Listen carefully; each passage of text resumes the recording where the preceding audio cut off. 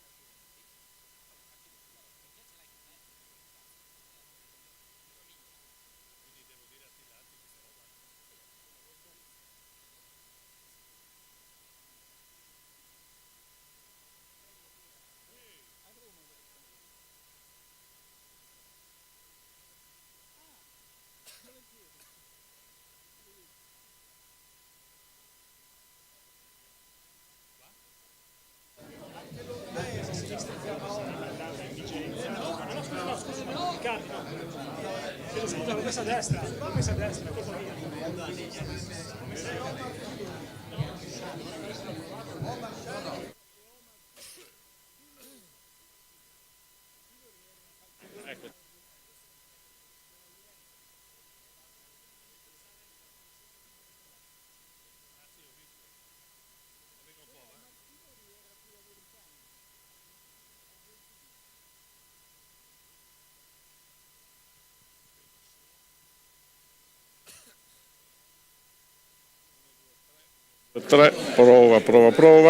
Tre, prova.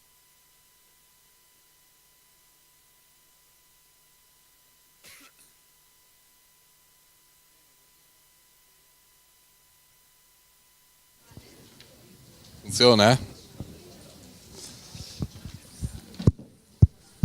Grazie al consigliere Boem, grazie all'amico vicepresidente della provincia Mattiussi. Il mio compito è presentare questo incontro dove abbiamo il dottor Sergio Arzeni, fino a poco tempo fa era direttore per le piccole e medie imprese dell'Ocse a Parigi, l'assessore regionale Sergio Bolzonello, Riccardo Riccardi, ex assessore attualmente consigliere regionale, e l'amico direttore Monastieri. Ecco, affido al direttore la conduzione di questo tavolo. Abbiamo parlato, direttore, di futuro in un contesto internazionale, europeo, ma dobbiamo anche calarci in un contesto più locale, quindi vedere anche il futuro all'interno della nostra regione, pur nella consapevolezza che comunque le dinamiche internazionali, no, Arzeni, sono condizionanti in maniera molto forte. Grazie a tutti. Grazie. Ma hai detto il titolo, Presidente, o no, dell'incontro, no? Dimmi. Il titolo dell'incontro, qual è formalmente il nostro abbrivio, qual è il tema principale? Che so già che andremo fuori tema. È chiaro che il tema è riferito al futuro della nostra regione, però su quello che dobbiamo vederlo in un inquadramento internazionale. Io penso che tutto il contesto di questo Friuli Future Forum va a individuare quelli che sono i driver delle politiche internazionali, le elezioni americane, la Brexit, quello che sta succedendo in Europa, e chiaramente l'impatto anche in una regione piccola come la nostra, questi fatti ce l'hanno. Va bene? Grazie Presidente, buon pomeriggio a tutti, ben trovati, ben ritrovati.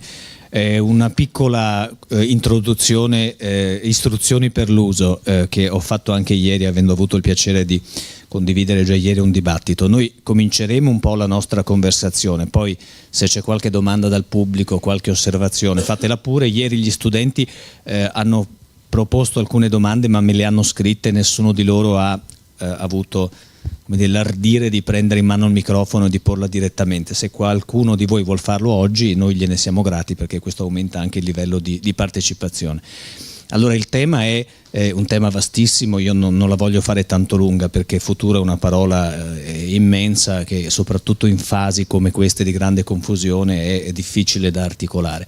Poiché il Presidente ha detto una cosa che io condivido, che le nostre dinamiche sono necessariamente collegate al resto del mondo, io farei fare al dottor Arzeni un primo intervento di introduzione. Adesso non la voglio prendere troppo larga, ma mi piacerebbe che provassimo a raccontare che cosa sta capitando nel mondo, che cosa sta capitando in Europa, e poi, visto che lui sta in Europa ma non in Italia a lavorare prevalentemente, o comunque sta all'interno di una rete molto europea, gli chiederei se ci dice come ci vedono gli altri paesi, cosa pensano delle nostre politiche economiche, magari anche della nostra politica in senso stretto, di quello che sta capitando. So che è tantissima roba, ma insomma comincerei da lì, e poi gli farei già una domanda: se pensa che c'è qualcosa che anche le piccole amministrazioni, come il caso di un'amministrazione regionale rispetto al contesto mondiale, possono fare qualche cosa per aiutare le politiche del lavoro, dell'occupazione, dell'innovazione sul loro territorio, perché spesso se ne parla ma non capiamo mai bene se ci sono dei frutti rispetto. Lei è microfonato lì, non le do il mio microfono. Bene, come ci vedono fuori? Per esempio rispetto alla situazione economica, vedono che l'Italia è un paese dove il debito pubblico continua inesorabilmente ad aumentare, indipendentemente dai governi, dalle misure, dalle cose. Quindi si ha la sensazione che la politica, il governo, che gli italiani non siano in grado di autogovernarsi, che non siano in grado di mettere un freno alla spirale del debito. Benché tutti dicano che questo sia il problema dei problemi, eccetera, quindi questa è una cosa. Poi vediamo l'immigrazione. Si parla tanto del fatto che, come diceva anche ieri il Ministro dell'Interno, che gli altri paesi europei non hanno preso quote di immigrati italiani, non c'è la solidarietà nel prendere le quote di immigrati. Il fatto è che, se voi leggete la stampa tedesca, vedete che i tedeschi dicono: gli italiani hanno avuto 180.000 immigrati, i tedeschi ne hanno avuti l'anno scorso 1,5 milioni. Se dovessimo fare una ripartizione equa, noi ci potremmo prendere il 20% degli italiani e loro si prendono il 20% del nostro 1,5 milioni che ci siamo presi. Perché e questo, cioè, come gli altri ci vedono, noi non ce la raccontiamo, noi ce la raccontiamo molto fra di noi, questa cosa. Quindi queste sono, siccome quello dell'immigrazione è un tema molto caldo, oggi parlando con il Presidente da Pozzo si diceva 15 anni fa l'immigrazione in Friuli era 1,6, 1,7, 2,1, ecco, era con lei, 2,1, e adesso è diventata 19, 18, 19. Cioè c'è stata una esplosione incontrollata. Cioè, quindi questa mattina diceva il dottor Parisi che bisogna accompagnare il cambiamento. In realtà bisognerebbe governare il cambiamento e si ha la sensazione che il cambiamento non è governato. Quindi questo è la sensazione, la mancanza di l'incapacità di governare i fenomeni. Quindi questi sono i punti centrali in cui dove ci vedono gli altri. E per il resto c'è un fenomeno, quello di Grillo, che viene visto con preoccupazione dal resto dell'Europa, perché il fatto che Grillo sia apparentato a Farage, Brexit, e Farage sia l'amico di Trump, fa un corso di circuito per cui all'estero Grillo è equiparato a Trump e a Farage, e Salvini a Le Pen. Quindi il combinato disposto elettorale tra Salvini e Grillo fa quasi il 50% dell'elettorato, e quindi questo crea preoccupazione, perché la gestione non governata, incontrollata dell'immigrazione ha creato delle reazioni, una realtà. Io ricordo, per esempio, c'era il parroco di San Donnino, che è un paese vicino a Prato, una zona rossa storicamente.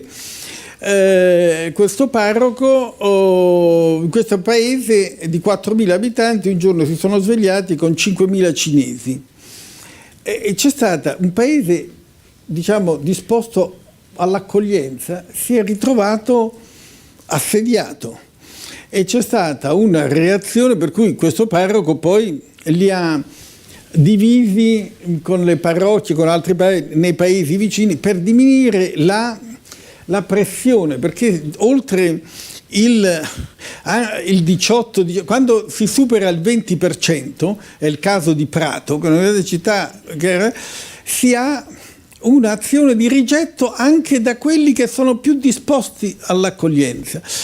Quindi questo è un fenomeno grave che è destinato a permanere. E poi soprattutto c'è questo fatto che l'Italia vede fuggire i giovani, soprattutto i giovani laureati più intelligenti, che hanno possibilità, quelli che hanno fatto l'Erasmus, che sono andati all'estero, ci rimangono. E un paese che non riesce a trattenere i propri talenti, non riesce ad attirare talenti dagli altri paesi, perché, come si diceva nella tavola rotonda precedente, quella con Stefano Parisi e Ricci, si parlava del fatto che le università in America, l'high tech, è nato intorno alle università, però quasi la metà delle start-up di grande successo americane sono state create da persone arrivate con l'H1B visa. H1B visa è un visto che viene dato, la green card, che viene data subito, immediatamente, a secondo degli anni 60-100.000 talenti richiesti dalle università o dalle imprese. Cioè c'è una immigrazione selettiva. Il Canada, per esempio, anche a New York, se voi andate, è difficile avere, però se voi andate a New York e create, investite $1 milione e create 10 posti di lavoro, avete la green card, che è un altro visto per gli imprenditori. In Canada la stessa cosa, cioè c'è una politica di immigrazione selettiva fatta per attirare i talenti.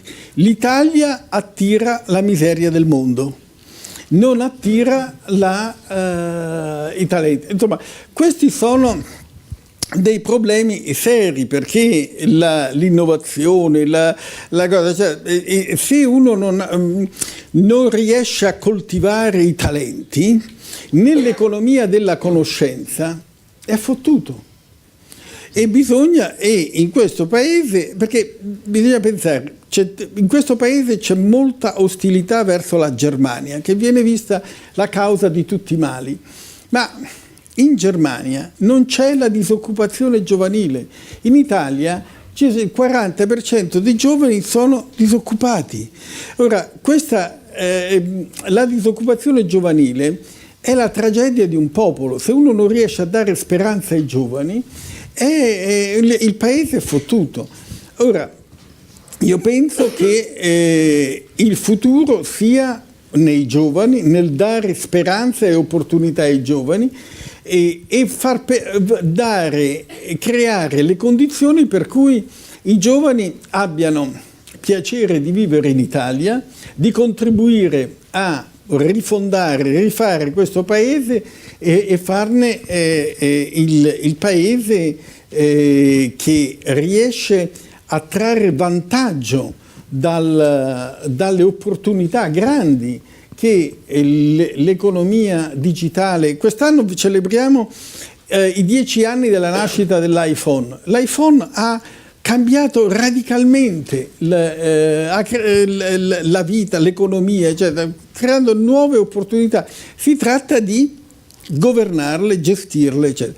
Quindi questo è il quadro, lo scenario, diciamo, generale. Allora l'altra domanda, quella su cosa possono fare i governi locali, la riprendiamo dopo, così intanto ascoltiamo anche i nostri ospiti. Comincerei da Riccardo Riccardi. C'è anche da dire, però, devo aggiungere sulla Germania, che la Germania ha fatto una riforma dei contratti del lavoro e delle politiche di accesso al mercato del lavoro, dove c'è stato più impiego, ma con un abbassamento importante del salario di ingresso delle giovani generazioni, che è ancora oggi oggetto di grande discussione in Germania. Non so se è il modello giusto o no, certo è che questo ha creato più occupazione, ma i giovani che entrano in fabbrica entrano con l'equivalente di circa 500 euro o poco più nelle fasi del contratto. Sì, è la colga la provocazione, gliene sono grato. Lei mi provoca perché quelli sono i mini jobs esentati, eccetera, per un numero limitato di ore al giorno, che è una specie, è una versione tedesca dei voucher, che è meno diffusa di quanto siano i voucher in Italia, eccetera, che sono 500 euro esentati. Ma in Germania chi guadagna meno di 1.500 euro netti al mese, cioè 18.000 euro netti l'anno, è esentato dal pagamento delle tasse, che sia un lavoratore, che sia un imprenditore o che sia un pensionato. La quota, perché si considera che sotto i 1.500 euro netti al mese sia il minimo per avere una vita decente. Quindi questo che è già più della media degli stipendi dei lavoratori dipendenti in Italia. 1.500 è già più della media del lavoro dipendente in Italia. Ma perché in Italia c'è questo famoso cuneo fiscale di cui si parla da tanto tempo, per cui uno costa all'impresa 2.000 euro e ne prende meno di 1.000. Questo è un problema che nessuno ha affrontato con la violenza, con la forza necessaria. Va bene, in realtà Renzi ci ha provato con il suo contestato Jobs Act, non abbiamo ancora capito se è andata bene o è andata male. L'altro giorno uno studio del Corriere della Sera, un'analisi sui flussi dei nuovi contratti, diceva che in realtà qualche effetto benefico c'è, e c'è chi dice che questo processo ha bisogno di più tempo. Non so se il tipo di riforma di cui abbiamo bisogno, Riccardi, adesso la prendiamo un po' larga, andiamo sul mercato del lavoro nazionale, ma partiamo da quello, visto che qui sono stati lanciati un po' di sassi, giovani, l'attrattiva del paese da cui provengono, la riforma del mercato del lavoro, la disoccupazione. Cominciamo a mettere insieme un po' agli stranieri, cominciamo a mettere insieme un po' di idee di futuro intorno a questi temi. L'argomento è molto complesso e affronta temi che per 2 o 3 che stanno in Consiglio regionale insomma fanno un mestiere diverso, però al di là delle ricette che poi evidentemente hanno delle peculiarità che possono essere evidentemente distinte dal governo ai governi locali, io penso una cosa, anche, e lo conferma le considerazioni che ha fatto anche lei fino adesso, cioè questo è un paese, e non è che noi abbiamo una condizione molto diversa in questa regione, è un paese dove c'è una distanza di quella che è la condizione sociale. Cioè io penso che il primo problema che ha questo paese è che in particolare negli ultimi anni, e non voglio buttare la croce addosso a nessuno, voglio cercare di fare ragionamenti pacati e responsabili, dove chi sta meglio sta ancora meglio e chi sta peggio sta ancora peggio. E penso che il tema vero che oggi io vengo da una cultura politica moderata, e quindi penso che le questioni complesse che devono essere affrontate, prima di tutto devono trovare il clima per essere affrontate. Oggi nel nostro paese la somma di quei dati prima che il dottor Azzeni citava, no? Quando tu hai il 50% dell'elettorato che non va a votare e il 50% di quello che va a votare che vota contro, questo paese ha un problema. Io vado a votare e voto per differenza. Quindi il primo tema all'ordine del giorno che questo paese ha, e dove ci devono essere tutte le conseguenze, è che se o non ritrova un clima per poter affrontare questi problemi, che non significa che sia tutto. Poi guardo i giovani, il percorso formativo dei giovani rispetto all'esperienza di lavoro è ancora troppo distante. Questo è un paese nel quale, vedo la dottoressa là, questo è un paese che non ti garantisce sulle regole.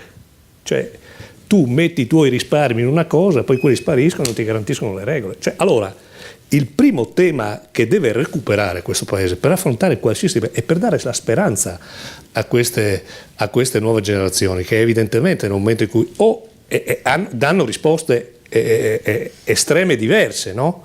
Prendono, se ne vanno, oppure addirittura arrivano ai drammi che abbiamo vissuto in questa regione, del quale il tuo giornale ha dato ampio spazio, e purtroppo per il dramma che è accaduto. Allora, io penso che al di là degli elementi puntuali che sono importanti e devono essere affrontati, se questo paese non ritrova questo clima, se noi non mettiamo in campo una serie di misure che avvicinano queste due distanze, non generiamo quel clima indispensabile per poter affrontare i problemi. Abbiamo toccato il tema degli immigrati, io lo declino rispetto alla posizione dell'area politica della quale faccio parte, credo anche in maniera completamente diversa da quello che, e devo riconoscere che il Partito Democratico, insomma, in queste ultime settimane ha invertito un po' la rotta e mi calo rispetto ai temi anche locali, no? Allora, questo è un fenomeno che non si risolve né con i decreti dove qualcuno immagina di poter chiudere i contenitori nei quali questa gente deve essere ospitata, non si risolvono con la propaganda.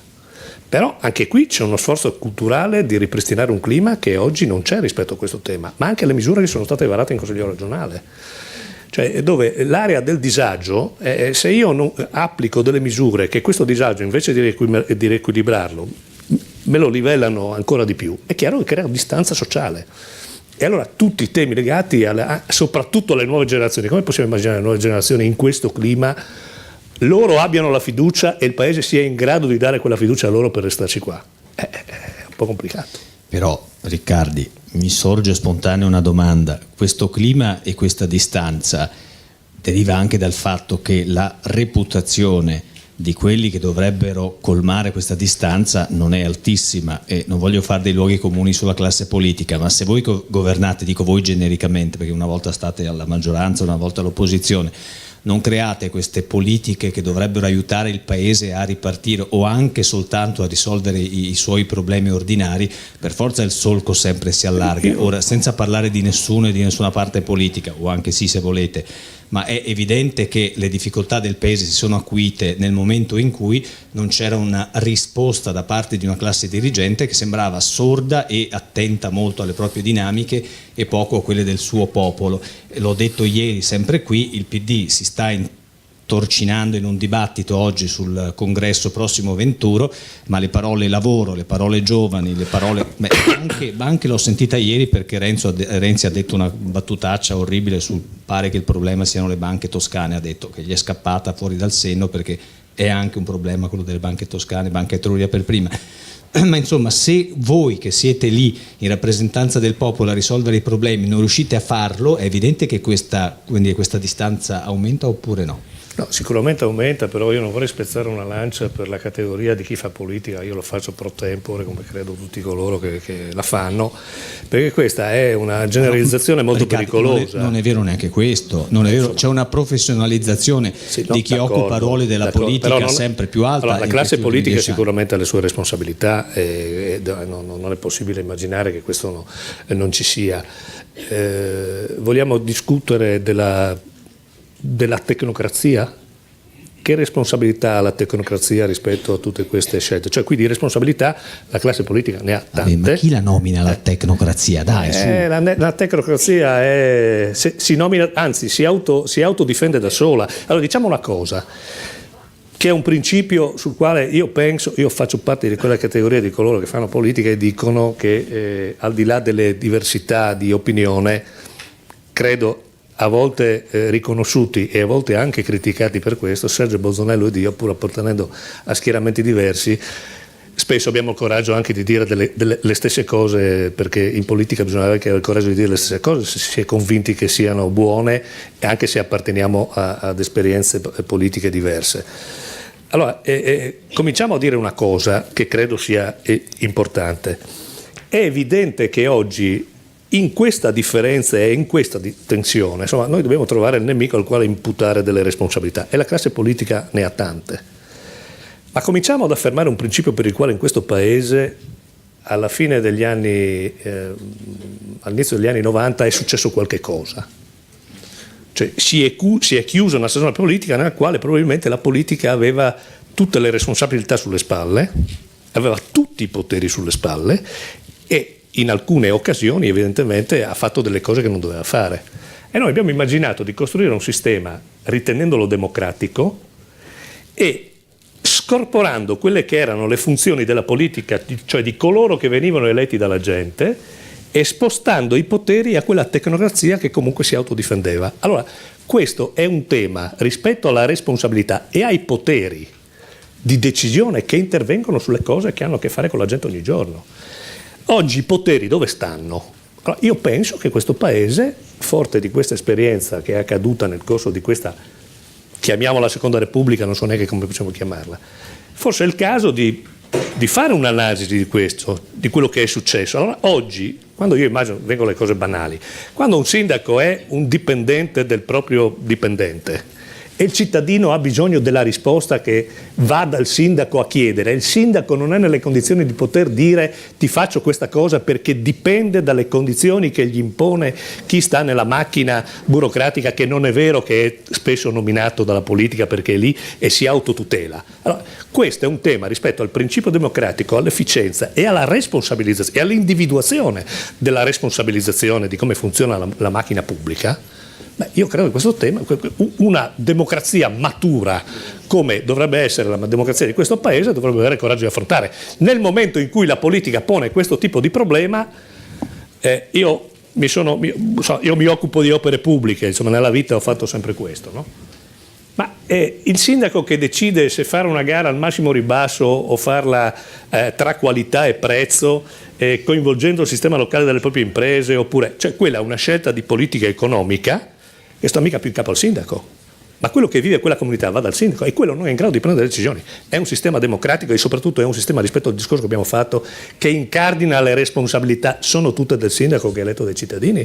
Io credo che questa sia una condizione che deve essere risolta in questo Paese, perché altrimenti continueremo a dare delle responsabilità che in parte ci sono, ma continuando a immaginare che le responsabilità siano soltanto da una parte quando in realtà sono divise con anche altre parti. Chiediamo subito a Bolsonaro se è d'accordo, poi lo vedevo annuire e in parte dissentire quando parlava Arzeni, quindi se vuol completare il ragionamento, no, prego. Intanto i ragazzi sono scappati mezzi quando abbiamo cominciato a parlare di politica. Iniziando a dire, a parte che sono scappati probabilmente perché la professoressa gli ha fatto un segno e sono andati perché la professoressa Avranno la corriera. per nostra fortuna, avranno una corriera, una cosa, per nostra fortuna è quello. Però volevo partire proprio la battuta era questa. Il vero tema è che noi siamo completamente disconnessi rispetto a un mondo che vive su due velocità completamente diverse e ha due livelli che sono veramente molto lontani. Uno, il mondo dei ragazzi fino a una certa età. Io ho figli, uno di 30 e uno di 34, tutti e due che lavorano, ma che lavorano dopo anni di precariato e una di queste continua ad essere precaria. E per fortuna che continua almeno a avere il lavoro. E i ragionamenti che fanno sono molto distanti da quelli che facciamo noi. Non dico che sia giusto o sia sbagliato, dobbiamo prenderne atto. È un paese che viaggia a due velocità e c'è sempre stato ovviamente il livello giovanile rispetto a un livello così dire, di un'età adulta, dove i ragionamenti sono sempre stati separati, movimenti di protesta rispetto a eccetera eccetera, ma oggi non è più neanche proprio un ragionamento di movimento di protesta rispetto a un movimento di dirigenza, quindi di classe dirigente, è proprio una visione del mondo e un'altra visione del mondo. Tutto questo perché?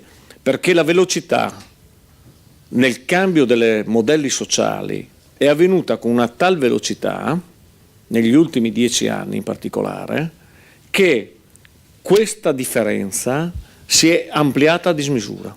E questa differenza che si è ampliata a dismisura ha portato anche ad avere poi forbici che sono conseguenza anche di questo, a livello economico, a livello di conoscenza, a livello intellettuale, eccetera, eccetera. Cioè le forbici tutte si sono alzate perché il mondo sta viaggiando a due velocità negli ultimi 10 anni e non ti permette più di interagire.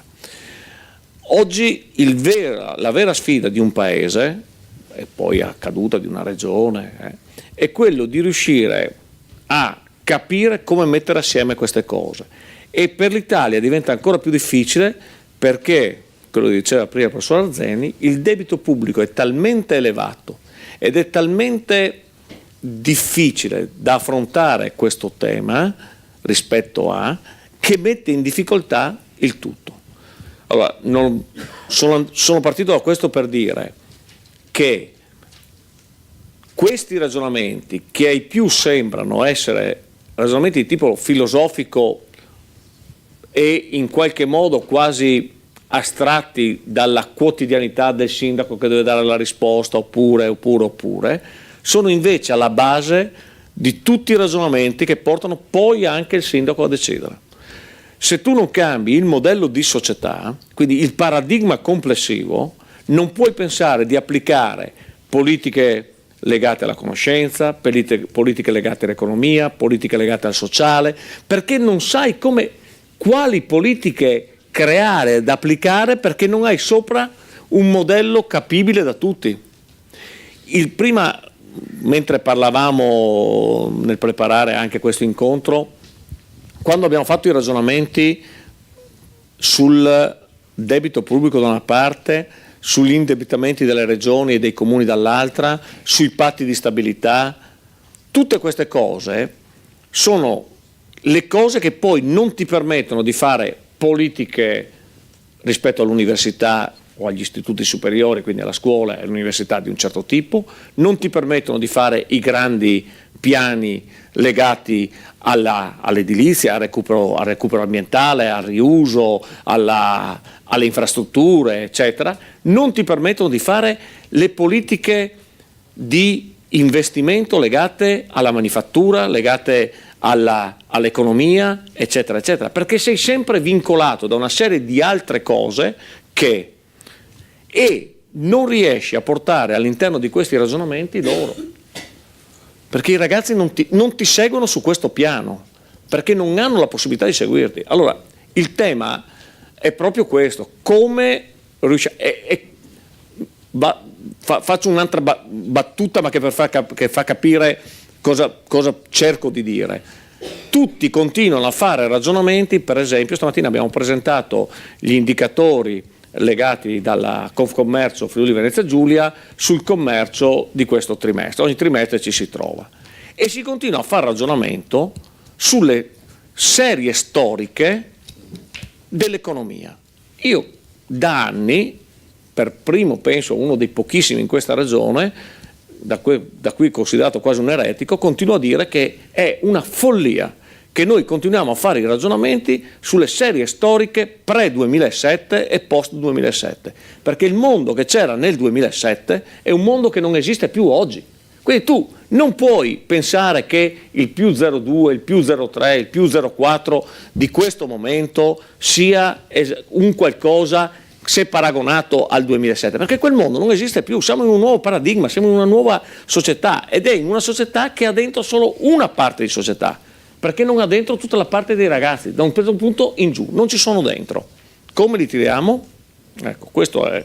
No, possiamo anche rispondere, come li tiriamo dentro? Io sono convinto che vanno tirati dentro non solo con un ragionamento generazionale, quindi non solo con una rottamazione alla Renzi, per capirci, nonostante io sia un grande sostenitore di Renzi, come ben si sa, non c'è solo un problema di rottamazione, quindi di età, ma c'è un problema di modello, come dicevo prima, di società, e quindi la capacità di portare all'interno delle politiche complessive, sia sociali che economiche, tutta questa fascia, e quindi bisogna fare politiche per loro, bisogna farle per loro, non c'è nulla, non ci sono altri ragionamenti da fare.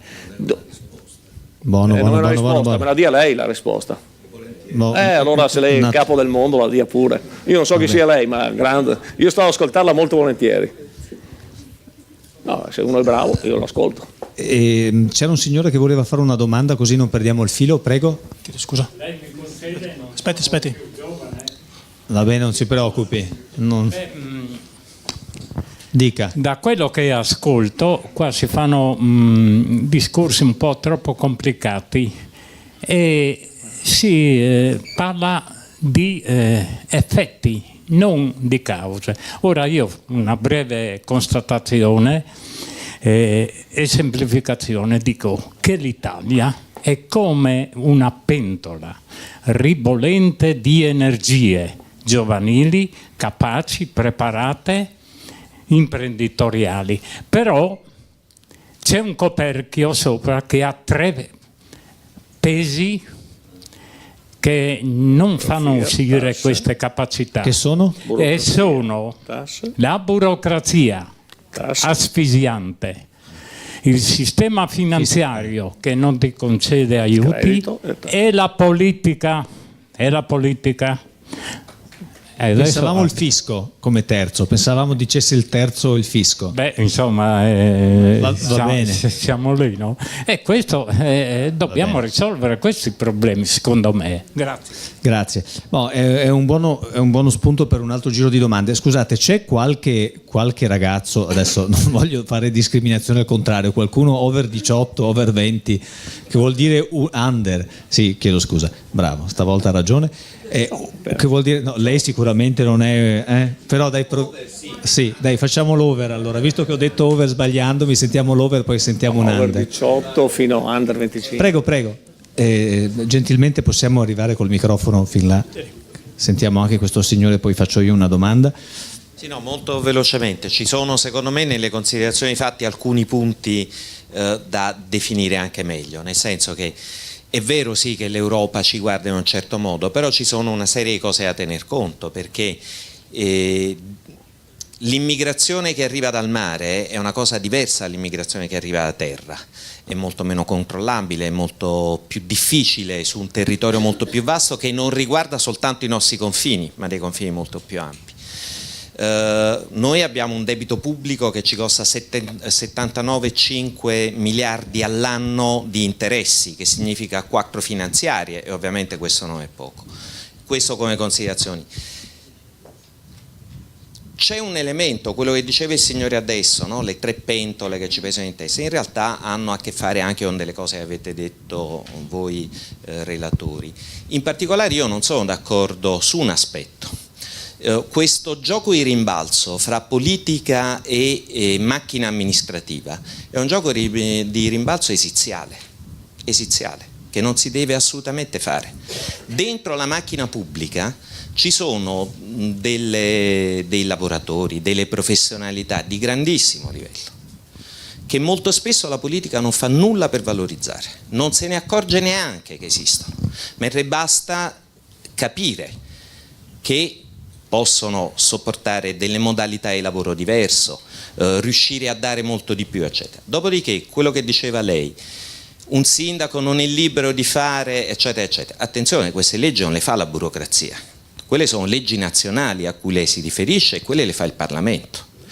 All'interno di quelle leggi il sindaco ha una libertà di movimento e può scegliere, limitata, ma la può scegliere, ma non è colpa della burocrazia, perché quelle leggi là le fa la politica. Allora questo rimbalzo fra burocrazia e politica è un rimbalzo terrificante, perché la politica deve aiutare la macchina amministrativa pubblica, deve facilitarla, non la deve vedere come un ostacolo.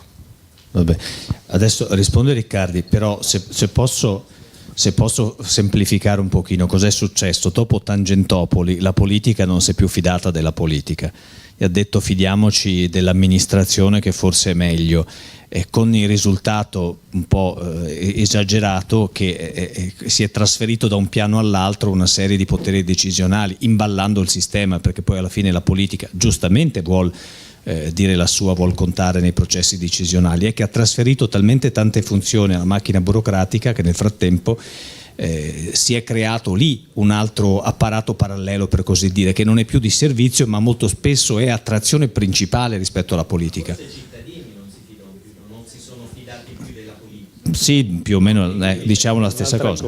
Va bene. Allora, il ragionamento, guardi, c'è un quasi diciottenne, scusi, ho visto un quasi diciottenne di una volta. Però professore, bisogna qualificarsi a questo punto, perché non è un intervento.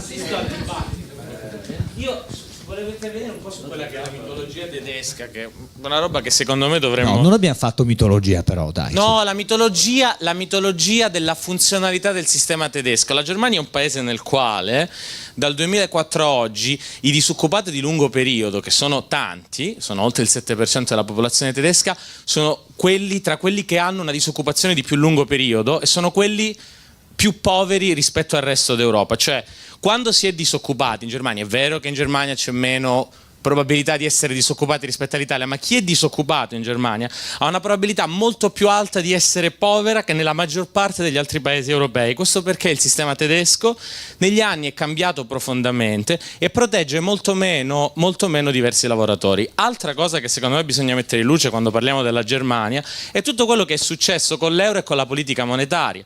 Diciamo che è più semplice fare politiche economiche e monetarie in Germania rispetto all'Italia, perché la Banca Centrale Europea fa sostanzialmente la banca di riferimento della Germania, fa la stessa politica che si faceva precedentemente con il marco. Quindi dobbiamo fare attenzione, secondo me, quando facciamo comparazione internazionale, quando guardiamo alle leggi sul mercato del lavoro che sono state fatte sulla Germania e pensiamo che in Italia, scimmiottandole, possiamo ottenere degli effetti analoghi, e bisogna anche smontare questo mito che la Germania sta performando così bene, che la Germania non sta performando bene. La Germania fa decentemente rispetto a un contesto europeo nel quale gli altri stanno crollando, ma se guardiamo i dati sulla precarietà, sulla disoccupazione e ai trend, ci accorgiamo che la Germania va molto peggio di quello che sembra, che è un problema per tutta l'Europa, è un problema per tutti quanti. Ma questo che cosa significa? Cosa voglio dire? Voglio dire che tutto un modello economico dagli anni 70 a questa parte che è in profonda crisi, e anche i paesi che sembrano più performanti in realtà non sono capaci di reggere l'urto di quello che sta succedendo. Quindi la situazione è molto più grave e non ce la caveremo con semplicità dicendo ma se proviamo a fare come la Germania, se proviamo a innovare su questi punti, perché non è così e probabilmente non sarà così. Tutto qua. Professor Ferragine è sociologo ed è ricercatore a Parigi, se non ricordo male, giusto? Quindi insomma è un intervento da uno del mestiere. C'era un'altra domanda, se no faccio rispondere a Riccardi sulla questione burocrazia politica per chiudere il cerchio, poi proviamo a chiedere ai nostri ospiti. Volevo solo rispondere Sì. al professore, la immagino. Io la ringrazio per avermi difeso, perché io faccio parte della tecnocrazia apicale e so bene le cose che lei dice. Però noi dobbiamo stabilire un principio che oggi ha trasformato la concentrazione e moltiplicato la burocrazia. È vero che nella macchina pubblica ci sono grandi esperienze di grande qualità, ed è anche vero che spesso nelle condizioni di percorsi formativi di crescita il merito insomma, non ha dato quel risultato che doveva dare. Io sono assolutamente d'accordo con lei. Però c'è un punto nel quale l'incrocio di queste due cose, cioè il rappresentante del popolo e quindi colui che dovrebbe decidere sulla base di una valutazione oggettiva delle cose che secondo la legge sono possibili e quindi decidere. Oggi questo non avviene ed è vero che è responsabile, lo dice uno che ha fatto tutti e due i mestieri. Allora io penso che questo sia un problema di questo paese ed è vero che le leggi le fa il Parlamento. Ma il Parlamento, posso fare un esempio spezzando una lancia e senza voler dare dei giudizi nei confronti di quello che è accaduto questa settimana. Questa settimana in appello c'è stata una condanna nei confronti del vicepresidente della regione della Giunta Tondo rispetto ad una vicenda di emergenza determinata da un intervento di emergenza in Val Rosandra. Io non entro naturalmente nelle valutazioni rispetto alla sentenza. È una sentenza di appello.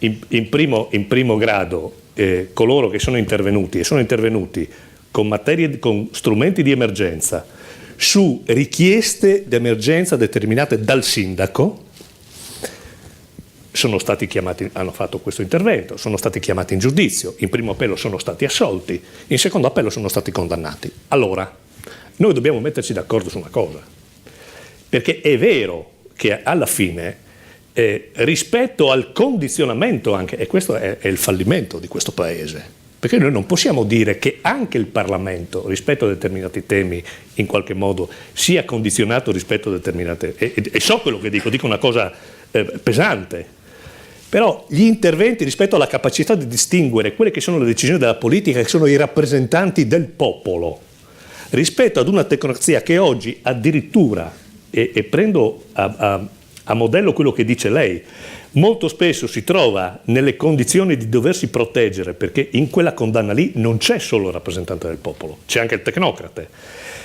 Noi abbiamo spinto questo elemento della tecnocrazia più ad occuparsi dei temi specifici delle singole materie che riguardano gli approfondimenti del lavoro, dell'economia, del sociale, a diventare dei grandi tecnocrati sotto il profilo della legittimità dell'atto.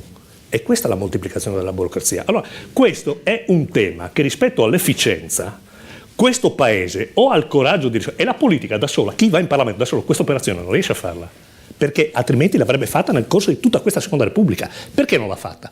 Questa è una vicenda che ha dei costi, e ha costi anche rispetto alle nuove generazioni, perché il sistema dell'efficienza rispetto al fatto, facciamo un altro esempio banale, io e il vicepresidente su questa cosa potremmo avere anche delle opinioni diverse, dico, ma secondo me uno degli intendimenti veri per consentire, e guardo alle nostre cose, rispetto alla politica a sostegno all'impresa, io penso che questa regione ha perso un'altra legislatura, come intendiamoci, c'era anche quella di prima, no? Quella di prima c'ero anch'io, dove c'era uno sforzo straordinario di cambio di rotta rispetto ad una evoluzione che c'è stata della revisione degli strumenti economico-finanziari di questa regione. Allora, noi oggi come possiamo immaginare di costruire un percorso che si avvicina tra il mondo della formazione e l'impegno del lavoro delle nuove generazioni? Dobbiamo riuscire a farlo nel momento in cui creiamo nuove occasioni di lavoro, nuovi percorsi di lavoro. Questo significa che cosa? Che molto probabilmente i nostri strumenti economico-finanziari, in particolare la finanziaria regionale, deve cambiare pelle. Oggi immaginare di avere una finanziaria regionale che lavora esclusivamente prestando soldi, se vai in banca i soldi ti danno prima e costano meno. Quindi deve trasformarsi in un modello di accompagnamento che riguarda partecipazione al capitale di rischio e accompagnamento di quell'impresa rispetto a un mondo che cambia. Quelle valutazioni lì, in ordine alla tecnocrazia che sta lì, ai fini delle responsabilità, con questa aggressione che avviene ogni tanto da qualche Corte dei Conti, cioè, non è una cosa banale. Allora noi dobbiamo avere il coraggio di dire queste cose, perché se noi non affrontiamo questi temi, che sono i nodi strutturali di peso di questo paese, dico, questo paese non ce la fa. Allora, perché non ce la fa? Perché probabilmente c'è un tema anche della classe politica. No, io faccio parte, Stefano Parisi mi è piaciuto molto stamattina, non perché insomma, mi piace spesso, quando dice oggi il problema anche della classe politica non è l'anagrafe e la carta d'identità, no? È anche un percorso formativo e delle competenze. Perché nel momento in cui tu oggi sei con questo incrocio di questa separazione di poteri, fino a quando questo non viene risolto, è il problema della competenza e del confronto e del negoziato che spesso avviene tra chi amministra, che è mandato lì dal popolo, e coloro che sono a governare la macchina amministrativa. Questo crea il cortocircuito che determina l'inefficienza di buona parte dell'inefficienza di questo paese. Sì, vedevo Bolsonaro. Sì, prego. Un secondo su questa partita, perché io non la penso del tutto come Riccardo. È meno male, perché sennò ci dicono che siamo messi già d'accordo. Cioè, io penso, sono molto più vicino a quello che invece ha detto il nostro interlocutore.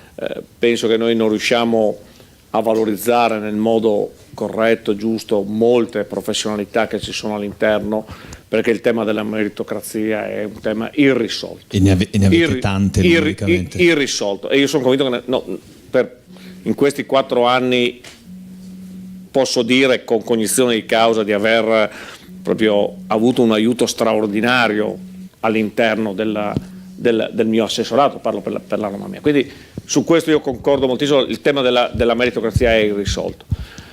Però c'è un tema che lui tocca e che è corretto, e l'ha fatto con un esempio, quello di Friulia. No? Allora, su questo tutti e due pensiamo che Friulia debba cambiare. Non so se lei conosce bene il sistema Friulia, benissimo. Io ho fatto una campagna elettorale 4 anni fa dicendo che Friulia andava e doveva cambiare completamente il modello. Ma se Friulia cambia il modello e il denaro che il Consiglio regionale mette a disposizione attraverso la finanziaria di Friulia, attraverso la legge di stabilità su Friulia, e Friulia cambia completamente pelle e quindi diventa, per esempio, un elemento di accompagnamento di start-up per dare risposta ai giovani, per esempio, no? Cioè noi abbiamo un sistema dove le start-up vere non le fa sicuramente il sistema universitario, perché non esce quasi nulla dal sistema universitario. Le vere start-up escono dal sistema della piccola e piccolissima impresa, dall'artigianato alla piccola industria, e lì nascono le vere start-up, e avrebbero bisogno, perché start-up per definizione vuol dire ho l'idea, parto, in 12 mesi, in 18 mesi ho realizzato, altrimenti non è più start-up, è un'altra cosa ancora. Quel sistema dovrebbe essere accompagnato. Trasformo Friulia, quindi lo porto sul livello delle start-up, lo porto sul livello della piccola impresa, eccetera, e perdo soldi. La Corte dei Conti, che ogni anno ci fa il rapporto, ogni santo anno, lei la invito così per curiosità, se ha una curiosità di tipo proprio quasi aneddotica, di andare a leggersi le ultime relazioni della Corte dei Conti, dove dentro ci sono cose importantissime, ma ci sono anche altre in cui ci danno delle analisi rispetto ai denari pubblici che vengono spesi, che un qualunque imprenditore o una qualunque persona della classe dirigente di questo paese non condividerebbe. Ma non condividerebbe. Cioè, ecco. Allora tu oggi ti trovi preso dentro da questa cosa, e quel cambio che vorresti fare di quella finanziaria regionale non riesci a farlo perché hai una paura stratosferica, perché ti giochi casa tua davvero, cioè te la giochi davvero, ti giochi la tua casa. È un tema anche questo che va affrontato, ed è uno dei problemi che questo paese ha, cioè il sistema dei poteri che si sono creati è un sistema dei poteri. La burocrazia e della tecnocrazia. Sì. No. È un problema di poteri. Di pesi e contrappesi. di pesi e contrappesi. Esatto, volevo arrivare separare i poteri, bisogna avere il coraggio di separare. C'è anche da dire che a differenza dell'imprenditore privato, la regione, avendo un'altra funzione e un altro ruolo, non può assumere gli stessi atteggiamenti dell'imprenditore. Corretto, direttore. Ed è questa la censura che fa la Corte dei Conti. Corretto, direttore. Però io come faccio a sostenere un cambio complessivo? Cioè, nel senso, noi abbiamo immesso nel sistema, in questi 400 li ha immessi la Giunta Tondo, 400 li ha immessi la Giunta Serracchiani in questi 2 giri per quanto riguarda la parte credito, imprese, eccetera, eccetera. Quindi molto bipartisan anche su questo, le politiche le abbiamo un po' cambiate, un po' sistemate, però insomma abbiamo fatto 2 linee diverse, ma le cifre e le cose sono state quelle. Ma noi siamo stati molto condizionati da questa partita di come metti quei soldi. Va bene, intanto vi ricordo che venerdì, se non ricordo male, c'è la relazione annuale della Corte dei Conti a Trieste, in cui prenderete un'altra bastonata, immagino. Allora, visto che colgo la felice occasione di avervi entrambi, e posto che entrambi avrete sicuramente un ruolo nelle vicende del prossimo governo regionale, non sappiamo ancora in quale collocazione, da che parte starete, se in maggioranza o l'opposizione, ma è presumibile che ci sarete entrambi, vi domando, a parte Friulia, no, entrambi saranno in consiglio regionale verosimilmente, poi non sappiamo ancora in quale ruolo, perché fino a quando non si voterà non lo sapremo. La domanda che vi faccio, la faccio a entrambi, posto che su Friulia qualche punto di contatto l'abbiamo trovato e posto che il tema di questo incontro è comunque il futuro, ci dite qualche cosa che vorreste tanto fare, che non vi è riuscito di fare finora, che potrebbe essere illuminante quanto a futuro per la regione a statuto speciale Friuli Venezia Giulia? Perché a differenza delle altre regioni, le regioni ordinarie, qui c'è ancora un qualche spazio di manovra superiore, anche se col tempo abbiamo visto sia molto compresso, e guardando gli ultimi studi anche sulla produzione del PIL in Italia, con l'eccezione della Sardegna e della Sicilia, le regioni a statuto speciale stanno mediamente meglio delle regioni a statuto ordinario. Forse il Friuli è quella più vicina alle condizioni della confinante regione a statuto ordinario, cioè il Veneto, ma insomma le altre mediamente stanno un po' meglio. Ci date qualche idea di futuro su quel che vi piacerebbe tanto fare? Bolsonaro, essendo in questo momento al governo, lo può anche fare se c'è il tempo fisico per farlo. Vediamo. No, Pramollo sono contrario. Quindi. Ecco. Su Pramollo casca male Tebaldi, perché il vicepresidente Bolsonaro ha sempre detto che non è d'accordo. Tanto non lo faremo mai, su questo siamo sicuri, Tebaldi. Siamo sicuri non lo faranno mai, anche perché lì fra un po' non ci sarà più neve a quella quota lì. Allora cominciamo. Bolsonaro, poi Riccardi, sentiamo. No, anche un'idea di futuro. Resto sul fisso, è l'evoluzione del lavoro che sto facendo e a cui vorrei aggiungere un po' di altre cose. Tebaldi dice che non avete più di 3-4 mesi, se non ho capito male. Che è contrario. 4 mesi è contrario. No, non è vero. No, non è vero, lo diceva anche in campagna elettorale, me lo ricordo io. L'unico. Buono lì, che facciamolo finire il ragionamento, dai. No, siccome l'ho capito che è un provocatore il signore, ma le ricordo che così no, ma in questo momento le ricordo un libero pensatore, un libero pensatore anch'io, quindi guardi, le ricordo solo che io sono l'unico della giunta che non l'ha votato 4 anni fa, quindi come vede non sono 4 mesi, ma sono esattamente anche sulle 4 ultime anni. Mi pare che il vicepresidente abbia avuto una posizione un po'... Sì, esatto, qualcosa di diverso, però voglio dire, io non rivendico nessuna discontinuità. Guardiamo avanti. Non rivendico nessuna discontinuità dalla mia giunta, anzi la sostengo molto, molto seriamente. Allora, resto sul mio settore, che è quello che sto facendo, quello che non è un sogno, ma è proprio una direzione su cui sto lavorando e cui mi piacerebbe arrivare poi alla fine ad avere un lavoro concluso e completo, è quello di riuscire a realizzare compiutamente il sistema scuola-lavoro da una parte, competenza della mia collega Panariti, ma su cui insomma alcune cose sto cercando di dire anch'io, scuola-lavoro da una parte, sistema dei parchi scientifici e della ricerca dall'altra, quindi codificare che i parchi scientifici nostri sono semplicemente degli amministratori di condominio e che non fanno ricerca, ma che quindi devono mettere in condizione di avere la possibilità, ed è quello che stiamo facendo. Sì, ma non li chiudete mai, non li fondete mai, però questa roba non serve né chiuderli né fonderli i parchi tecnologici, serve riportarli a fare quello che devono fare e dargli la giusta dimensione rispetto a questo. dall'altra parte un'università che riesce a fare una ricerca applicata, il sistema delle start-up e il sistema economico nel suo insieme, accompagnato appunto da Friuli piuttosto che da altri enti che riesca a fare un ragionamento molto importante. Questo significa che tu metti nelle condizioni di agevolare l'ingresso della parte giovanile immediatamente nel sistema lavorativo, che è la cosa che più ci interessa in questo momento. In questo momento l'obiettivo è quello di accorciare i tempi e di portarli all'interno. Ero ieri in Varsila, per capirci, che sta facendo dei ragionamenti molto significativi. Varsila, per chi non la conosce, forse per i ragazzi che non la conoscono, è la seconda più grande fabbrica al mondo di motori per navi, è su Trieste, e hanno circa 1200 persone, di cui 1500 sulla parte produttiva, 500 sulla parte service e ricerca, qualcosa di molto molto significativo, e loro sono alla continua ricerca di un sistema che permetta di avere dentro in fabbrica un grandissimo numero di persone per poterle formare e accompagnare.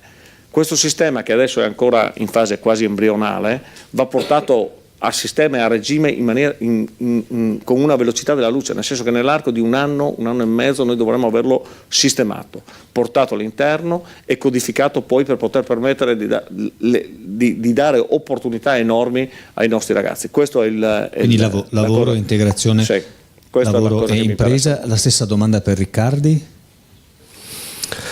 Ma io so che potrei essere noioso e quindi rischio che qualche ragazzo si alza e se ne va via. Però io non posso non dire quello di cui sono convinto e straconvinto, perché qui c'è una cosa, cioè noi, affascinante, condivido la trasformazione di Friuli, gli interventi sulla revisione della riforma della sanità, dagli enti locali, tutte queste cose. Io penso che il prossimo Consiglio regionale di queste cose si dovrà occupare, però qui c'è una cosa della quale si parla troppo poco, è che o qui si mette mano, e lo so di essere noioso, scusatemi, però la vita di questa regione dipende dalla capacità di rinegoziazione dei patti finanziari tra essa e lo Stato. Qualche numero?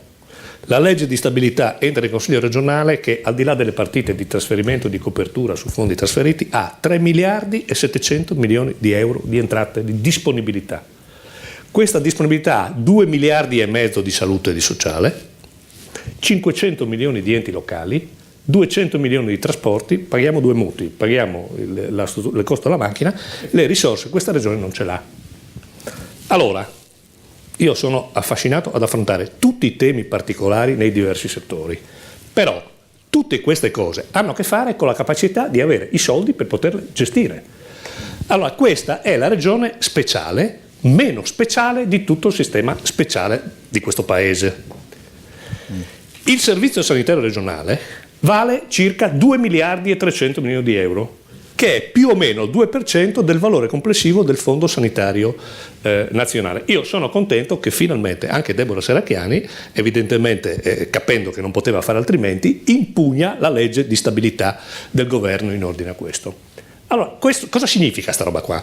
Significa che gli elementi di negoziazione delle compartecipazioni che lo Stato riconosce alla regione oggi non coprono i valori negoziati al tempo, perché il contratto che c'è con lo Stato, pago il servizio e me lo organizzo con i poteri al pari di tutte le altre regioni italiane, speciali e ordinarie, perché noi non abbiamo un potere più in materia di sanità, che come avete ben capito è il 70% del bilancio della regione. Allora, o noi interveniamo su queste cose e rinegoziamo con lo Stato, non abdicando la funzione di riequilibrare quelli che sono i conti di un paese demolito, ma rivendicando alcune azioni di buon governo che hanno accompagnato tutti i governi di questa regione. Perché non è possibile che io ho il blocco della spesa sui patti di stabilità nei confronti delle amministrazioni locali e abbatto la metà del mio debito e le altre regioni italiane che lo moltiplicano per 2 abbiano le stesse condizioni di limite della spesa con la dinamica economica. Allora, il primo cantiere da aprire qui, e questo bisogna avere il coraggio di farlo, perché altrimenti se noi non apriamo questa partita qua, tutti questi discorsi che noi facciamo sono tutti molto interessanti, ma si fermano le idee. E c'è un ulteriore elemento da inserire, questo ne parlavamo proprio con il professor Azzeni prima, citando la carta della benzina, lui faceva una battuta sulla carta della benzina. Questo paese, e in particolare questo confine che esiste ancora, ha un tema strutturale sulla competitività.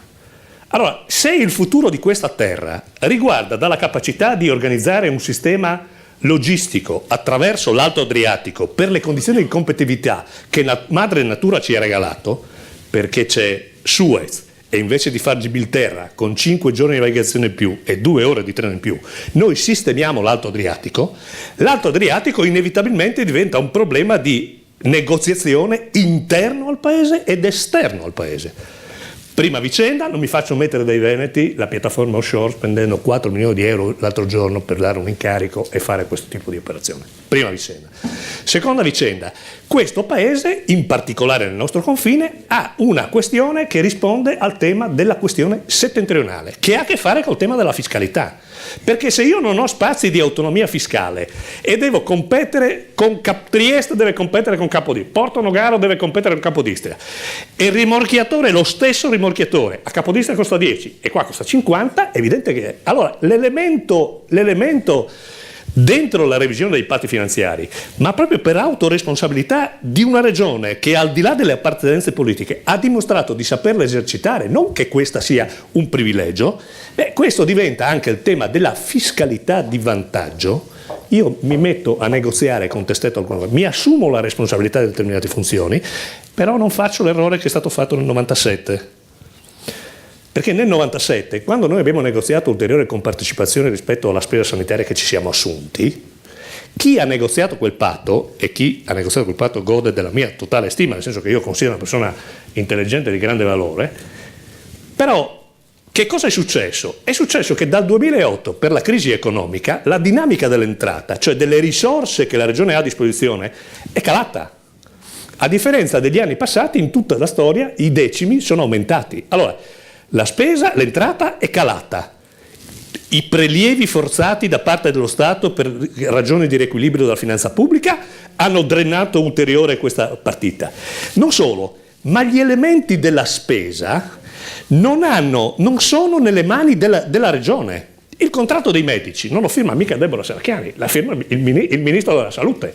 Allora, o noi entriamo in un meccanismo che rinegozia queste condizioni, allora la regione può avere una speranza di futuro sotto la propria responsabilità delle manovre che fa, indipendentemente dalle politiche che i diversi governi che ci saranno, Bolsonaro da una parte e io dall'altra, tanto per essere chiari, perché sarà così, non so in che ruolo, non so, ma così sarà, che sia, anche perché facciamo... Dichiarazione pesante questa. Ma no, ma insomma, lo diciamo entrambi, insomma, facciamo parte di coalizioni diverse, è inutile che qua, so che qualcuno ci ricama sopra, però al di là di queste battute, il tema vero è che o noi abbiamo la capacità di intervenire in queste cose, e quindi, se mi posso permettere qualche altra battuta, l'elemento al quale parlavamo prima è: io quando vado a fare questo mestiere devo capire che cosa sto parlando, no? Cioè non è che qua ci inventiamo le soluzioni, e rispetto a questo o noi siamo in grado di ottenere in una competizione leale con lo Stato una partita che ridefinisce questi rapporti, oppure il prossimo Presidente della Regione sarà un commissario liquidatore, e noi dobbiamo avere il coraggio di dirci queste cose.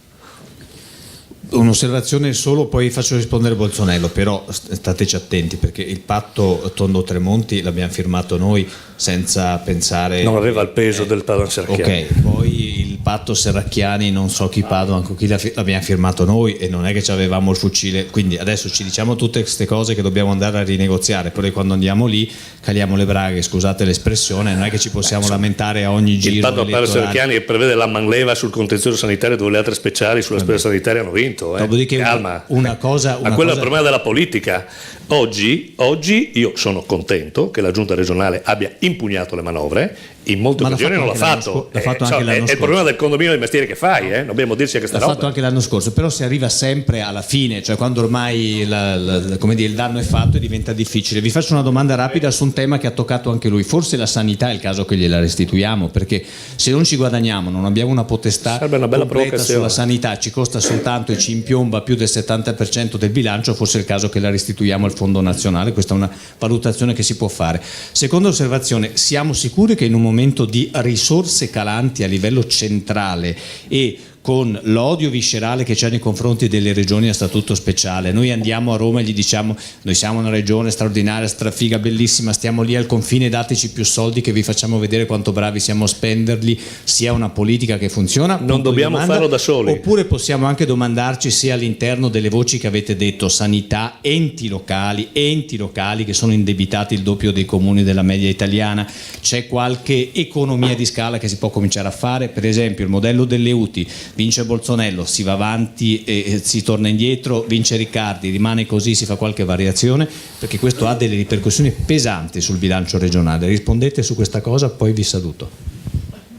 Cominciamo là. No, vi saluto mica perché voglio mandarvi via, perché abbiamo dei tempi giustamente contingentati. No, io parto da con grande sì, non troppo larga, Sergio. No, ma vado sullo zen, nel senso che oggi su questa partita potremmo essere interpretati in tanti modi. Basta essere chiari, uno può anche dire non posso rispondere perché è una domanda che al momento non posso pormi, è onesta come risposta? No, la risposta onesta è: noi siamo in grado di determinare esattamente quello che sarà il futuro di questa specialità, perché lì il tema è tutto lì, nel senso che io penso che nessuno abbia firmato col fucile puntato, né Tondo, chi era? Tondo con Tremonti. Né Serracchiani. Adesso attento alla gaffa che si dice. Né Serracchiani Padoan. Padoan con chi? Serracchiani Padoan. Quindi no, come vedi non l'ho. No, ma sto. Vabbè, dai, facciamolo finire. Guarda, cioè. Dai, rimaniamo sul punto. Restiamo sul punto, appunto. Né uno né l'altro hanno firmato con il fucile puntato. È anche vero però che non ci sarà stato il fucile puntato, ma c'è un sistema paese contro un sistema di autonomia di questa regione, ed è uno dei veri problemi. Oggi sappiamo perfettamente che chiunque vada a governare questo paese il tema delle specialità se lo trova addosso come un tram che arriva ed è in corsa. Io lo vedo in questo momento rappresentando la mia regione in commissione all'interno dello Stato Regioni, in commissione attività produttive, e l'odio, uso la parola odio anche se non sarebbe da usare in questi momenti, ma la parola odio nei confronti delle speciali è devastante, cioè tu non riesci a fare proprio, e noi invece teniamo la posizione perché siamo convinti di essere speciali, non perché siamo di confine, perché abbiamo la lingua, perché riteniamo che nel tempo questo territorio sia riuscito a creare delle condizioni per poter mantenere una specialità, perché siamo bravi. Cioè io penso che la specialità tu la declini nella bravura delle politiche che fai e della capacità che fai di stare o nei mercati o sul welfare o. Dopo c'è tutto il tema ovviamente di un popolo, che è quello friulano, della lingua, delle cose, che è un'altra partita ancora, altrettanto valida, non è meno o più, c'è anche questo, ci sono tante cose messe assieme. La sanità e gli enti locali, che poi devo chiudere. Sulla sanità io penso che questa riforma sia una riforma fatta bene, che abbia affrontato i nodi e che sarà che nel Pordenonese li abbiamo affrontati prima, perché l'unione delle territoriali con l'ospedale, la chiusura di una serie di ospedali eccetera l'abbiamo fatta negli ultimi 15 anni e quindi siamo arrivati già preparati e ha inciso molto meno che da altre parti di questa regione, ma questa è una riforma che ha affrontato i temi veri, va applicata nel modo migliore e la stiamo facendo, di questo io sono convintissimo, okay. E bisogna continuarla in questo modo. Ritornarla allo Stato io non sono d'accordo, sono convinto che va esercitata. Gli enti locali? Gli enti locali vanno, il sistema UTI è un sistema che nella sua complessità ha un senso, una ragionevolezza di essere, e quindi ci siamo. Il tema è che dobbiamo adesso andare a ridefinire una serie di passaggi proprio con gli enti locali, cioè non ci può essere una guerriglia infinita, e questo purtroppo dipende forse da noi, ma forse anche da molti sindaci che hanno strumentalizzato completamente questa partita. Sono i sindaci di Riccardi, quindi la domanda la facciamo a lui subito. Non solo i suoi. Certo, c'è un po' di malumore anche nel centro-sinistra, però era per offrirgli un assist. No, non solo i suoi nel senso del centrodestra, nel senso che non sono solo i suoi, sono anche quelli di altri. Io naturalmente non ho condiviso i 3 pilastri delle riforme, perché ricordiamoci che c'è anche la misura inclusiva attiva, vale 40-50 milioni quella roba lì, dove con l'ISEE a 6.000 euro la vedova con la pensione minima e la casa è fuori e non ha alcun intervento a proposito di tensioni sociali, no? Perché né quella lì, nel tema della sanità, nel tema degli enti locali. Però la mia critica è rispetto al sistema organizzativo di funzionamento e di efficienza. Ci sono degli spazi secondo me di recupero finanziario, ma non sono quegli spazi che ti consentono di mettere a posto le ragioni di cui parlavo prima. Allora, a me viene da sorridere perché ogni tanto quando parliamo di questa vicenda della sanità, no? La difesa della sanità. Allora, guardate che la difesa della sanità non è un problema di difesa della sanità, noi la sanità ce l'abbiamo come tutti gli altri, c'è il problema della spesa. Allora, io sono anni che faccio questa battaglia e qualche conto è venuto fuori, no? Allora, se è vero che se noi appartenessimo al Fondo Sanitario Nazionale e il Fondo Sanitario Nazionale vale circa 110 miliardi di euro, questi 110 miliardi, più o meno la Regione vale nelle compartecipazioni, nelle ripartizioni definite con lo Stato circa il 2%, vuol dire che sono 2 miliardi e 2. Il nostro 2,50, 2,3 è il valore della spesa nostra. Il problema non è veder riconosciuto quella spesa che noi avremo a totale praticamente copertura del servizio che è stato organizzato con il trasferimento dal Fondo Sanitario Nazionale. Il tema è un altro, il tema è il valore delle compartecipazioni negoziate nel momento in cui si è portata la responsabilità della spesa a casa. Allora, i miei conti dicono che solo lì, non voglio esagerare, però c'è più di qualche decina di milioni di euro di differenza. Aggiungo. C'è un'altra partita vera, della quale probabilmente domani avremo anche una discussione abbastanza accesa in una commissione convocata, che è anche la scelta di determinate azioni legate a delle politiche di privatizzazione che potrebbero generare delle risorse importanti. Stiamo parlando di autovie? Certo. E di determinati investimenti. Però la partita della sanità non è un problema di restituire la sanità allo Stato, non c'è niente. Ridiscutere le compartecipazioni. Riccardi, sulle enti locali, UTI eccetera, che chiudiamo? No, io penso che il tema dell'area vasta esista, non è vero che non esiste, cioè il tema di mettere insieme più comuni che collaborano tra di loro, io l'ho sempre detto, la riforma è indispensabile. Il problema è che il modello non funziona, le regole e l'imposizione nei confronti che hanno scatenato i sindaci. C'è l'obbligatorietà. Come? L'obbligatorietà. L'obbligatorietà peraltro sancita anche dal TAR. L'altro tema vero è che noi abbiamo perso una condizione, avete fatto due grandi errori in questa riforma che vanno corretti. Immaginare di organizzare il sistema istituzionale e anche del servizio sanitario regionale a Trieste e in Friuli allo stesso modo è impossibile, sono due territori completamente diversi. Rispetto a tutta l'organizzazione del sistema degli enti locali, è chiaro che noi oggi, invece di fare un'operazione che andava fatta, cioè quella di alleggerire i poteri di gestione della regione trasferendolo al sistema locale, noi abbiamo io faccio sempre questa battuta, nella ripartizione delle competenze noi abbiamo preso i contributi che la provincia aveva per la sagra della Scuete di Tualis e l'abbiamo data all'assessore regionale alla cultura. Mentre i poteri di accertamento della bonifica ambientale ai sensi del 152 penale l'abbiamo data al sindaco.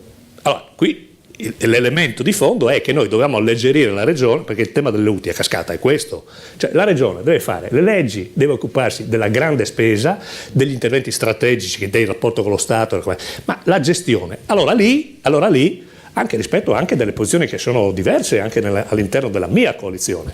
Lì molto spesso si confonde quella che è il sentimento dell'appartenenza, della rappresentanza, che deve avere anche la giusta dignità politica, rispetto all'elemento di efficienza gestionale, cioè la scala gestionale, che è un'altra cosa, perché il tema gestionale di mettere insieme 100 comuni e governarli le immondizie, il verde, la concessione edilizia è una cosa un po' più cara farla con 100, bisogna farla fare a 10. Quindi il tema di fondo è: noi abbiamo riempito quello che ci comodava e l'abbiamo caricato sulla regione, gestirà le strade, vedete, i cantonieri gestiti. Vabbè, lo fanno. È così, non è non l'unica funziona. regione No? che lo fa. Le scuole, c'è il tema delle scuole, cioè le scuole che erano gestite dalla provincia, allora, abbiamo eliminato la provincia, gli istituti superiori erano gestiti dalle province. Quel ragionamento lì sposta i poteri di governo delle scuole, degli istituti scolastici nelle direzioni regionali. Non può essere efficiente un sistema di questo genere, no? No, è così. Non voglio stare, non è proprio così. No, come no? Sì, non è proprio così. C'è il tema che i sindaci. Allora, Hai una breve risposta e chiudiamo? No, ma breve, ma non voglio. Non è questa la sede per stare.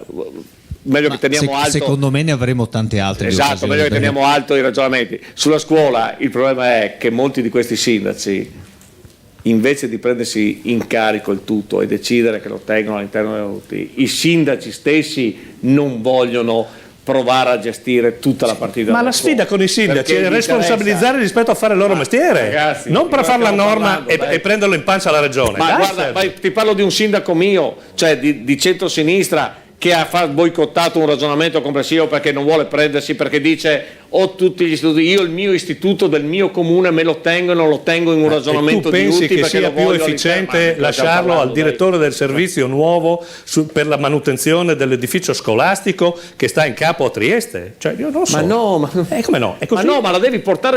Guarda che noi non vogliamo tenerlo su Trieste, la vogliamo portare sul livello UTI perché o non sul l'avete livello. portata? Ma la stiamo portando, anche i sindaci non la vogliono. Questo è il tema vero, ragazzi. Di cosa stiamo parlando? No, su questa roba gli avete imposto tante è l'unica su cui, guarda, non mi trovi proprio su questa cosa. Sì, però meglio lasciamo stare.